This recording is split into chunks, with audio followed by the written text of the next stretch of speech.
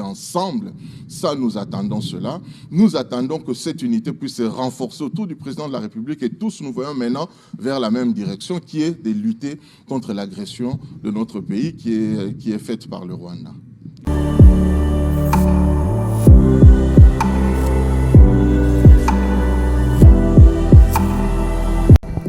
Mbere yuko dukomeza n'ijambo ku bantu bumva igifaransa ndabareka muryumva ariko reka mbanze mbwire no muri make uko bimeze abantu batumva ururimi rw'igifaransa. Ni muri Repubulika Iharanira Demokarasi ya Kongo n'ubundi hakomeje impaka ku bijyanye n'icyerekezo cya politike y'igihugu n'uburyo hakemurwa ibibazo bikomeje kugaragara. Abayobozi b'amashyaka n'imiryango ya politike bakomeje gutanga ibitekerezo ku ngingo y'ibiganiro by'igihugu.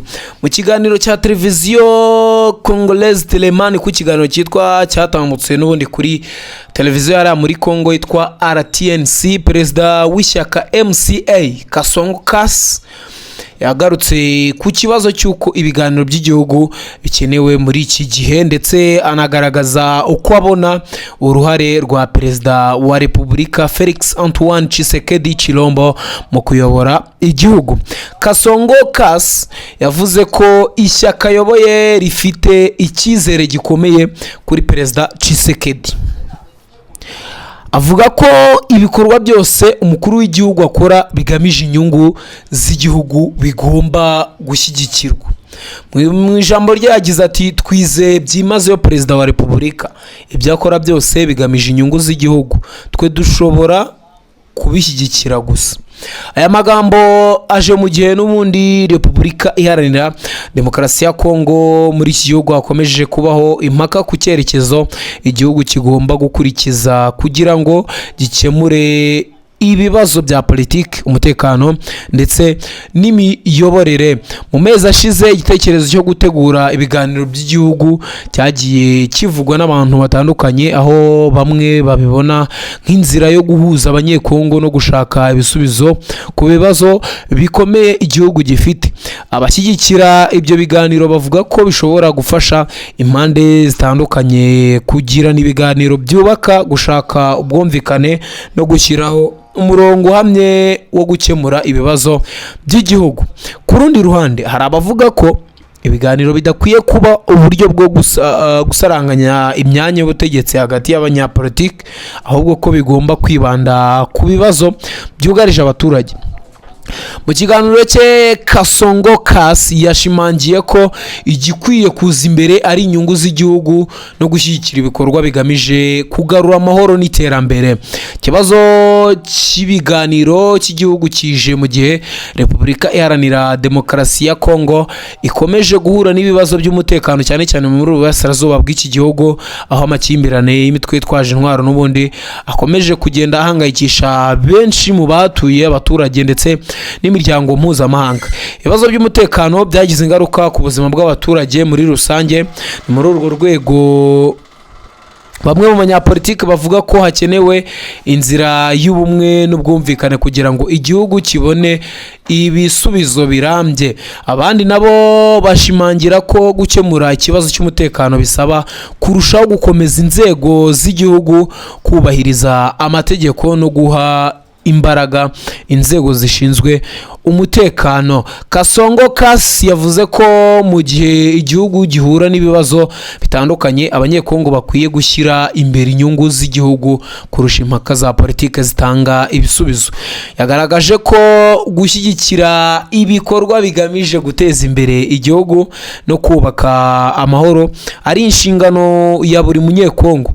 Kubwe icy'ingenzi ni uko abayobozi n'abaturage bakorera hamwe kugira ngo igihugu kigere ku iterambere rirambye. Impaka zo ni nyinshi muri Repubulika ya Demokarasi ya Kongo, aho abasesenguzi ba politiki bagiye batandukanye bavuga ko ibiganiro nk'ibi bikomeje kuba ingenzi muri politiki ya Repubulika ya Demokarasi ya Kongo, kuko igihugu gifite amateka y'amakimbirane ya politiki n'umutekano.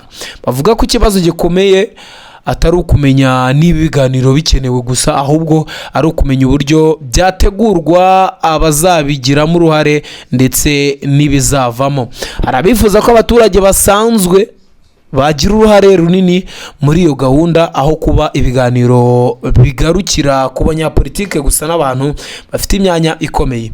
Kugeza ubu ikibazo cy'ibiganiro n'ubundi by'igihugu muri Repubulika ya Demokarasi ya Kongo kiracyari mu bigize impaka zikomeye mu rwego rwa politiki, mu gihe bamwe babona ko ari inzira ishobora gufasha igihugu kongera kwiyunga no kubona ibisubizo, abandi bagasaba ko hagomba kubahirizwa inzego z'igihugu n'amategeko asanzweho.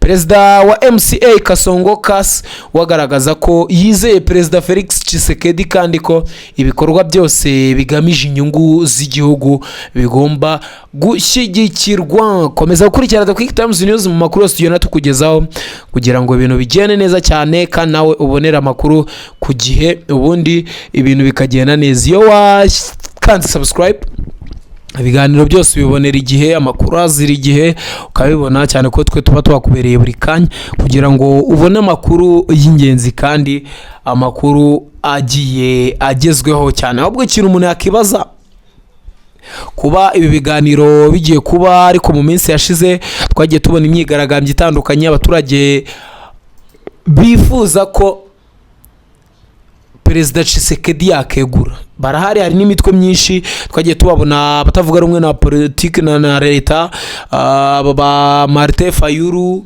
abo bagiye batandukanye bavuga amagambo akomeye cyane, bateguye imyigaragambyo ya sit-in birangira isa naho leta iciye intege, leta ya Kinshasa, ariko n'ubundi birakomeza, baracyategura nini imyigaragambyo.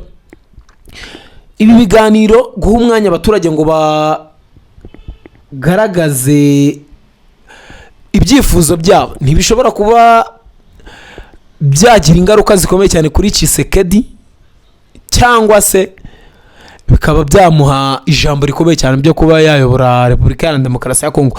Ibyo nibyo ugenda utubwira muri comment. Se wowe ubibona ute? Abona hari ninde biri buze gufavoriza cyane? Baramuha amajwi menshi yo kuba yakomeza kuyobora, cyangwa n'ubundi biragumya bimumanure hasi? Icyo ni ikibazo cya mbere. Ikindi, ibi biganiro by'igihugu hari icyo wowe ubona bizafasha abaturage ndetse no kugira amahoro kwabo?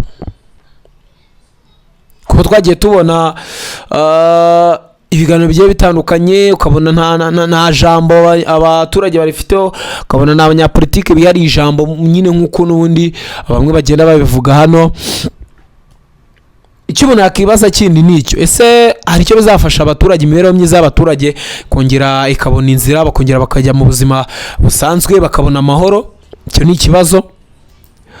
Ese abatavuga rumwe n'ubutegetsi, mbega muri make izo mpande zose wowe uratubwire se ubona ari bande bazabyungukiramo ibi biganiro by'igihugu? Nuko rero bimeze. Kanda subscribe nimba utarayikanda, wayikanze turagushimiye cyane. Ubundi nakubwira ngo intangiriro nziza za weekend, ugire weekend nziza kandi Imana izabane nawe, muzajye gusenga kandi Imana izasubize ibyifuzo byanyu byose. Ce qui est le plus important à dire, c'est que nous faisons entièrement confiance au président de la République. Il nous a démontré plusieurs fois qu'il ne trahira pas le Congo. Et nous voyons en lui ce patriotisme que nous incarnons nous-mêmes. Nous pensons que le président de la République l'incarne encore au mieux. Et donc nous croyons que tout mouvement ou tout ce qu'il pense faire pour le bien du pays, dans la mesure où il va amener l'agression, nous croyons en lui. Nous pensons que s'il décide aujourd'hui de nous conduire dans un débat, dans un dialogue, tout le reste, peut-être qu'il va accorder le bénéfice des doutes à certaines personnes qui disent qu'à l'issue du dialogue, il peut y avoir la fin de la guerre, etc. Nous, en tout cas, nous soutenons sa position, mais nous croyons aussi que le président de la République lui-même, il avait dit qu'il ne voudrait plus qu'il y ait des mixages, qu'il y ait des brassages, qu'il y ait des intégrations. Qui est demandé là il y aura cet aboutissement. C'est exactement ce que nous ne voulons pas. Oui. Parce que chaque fois que c'est pas le premier dialogue, on a eu plusieurs dialogues, et même dialogue avec les forces armées, les dialogues avec les groupes des rebelles et tout le reste, mais à chaque fois qu'il y a eu des brassages, des mixages, ça ça n'a fait que déstructurer notre armée, déstructurer nos institutions, déstabiliser et désorganiser même la gouvernance de notre pays. Et donc, pour le MCA, que le dialogue se fasse, que ça puisse susciter ou créer l'unité nationale, que ça puisse mettre les Congolais ensemble. Ça, nous attendons cela. Nous attendons que cette unité puisse se renforcer autour du président de la République et tous nous voyons maintenant vers la même direction qui est de lutter contre l'agression de notre pays qui est faite par le Rwanda. Vraiment, donc c'est un vœu. Un souhait même. C'est vraiment notre vœu, c'est le vœu et les souhaits que nous avons. Mais c'est également dire au président de la République, vous avez parlé des images de notre marche, j'espère que vous allez les balancer tout à l'heure. Pour que... Flo, il est prêt. Cette démarche-là, nous pouvons la vivre en images. Oriflo Ngandou, la balle est dans ton camp.